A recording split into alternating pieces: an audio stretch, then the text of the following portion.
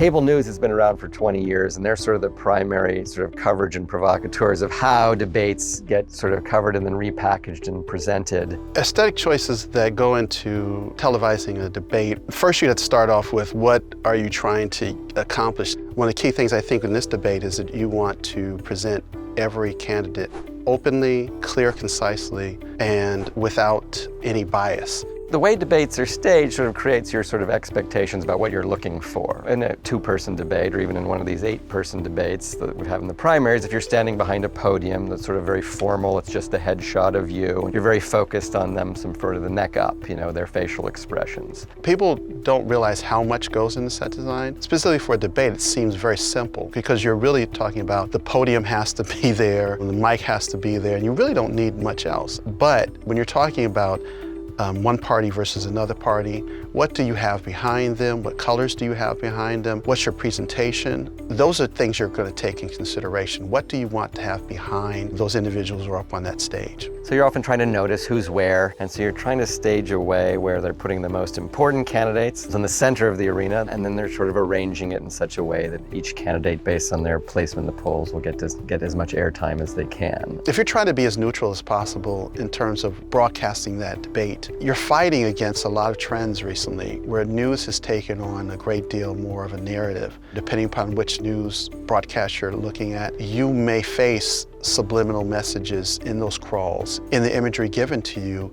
at the same time you're seeing that candidate. Well, the news are making all sorts of decisions about sort of colors and music and sort of trying to dramatize things. So of course, you know, if you've compared a modern news broadcast from today to 20 years ago, there's more graphics, there's more music, there's more sort of build up, you know, coming on the screen and saying this exciting event's about to occur. Now we live in a world where we can have whatever we want flash behind us. But is that going to be distracting you from what's here, right? So you got to be considerate of what your main goal is, to have these individuals tell their POV to a nation.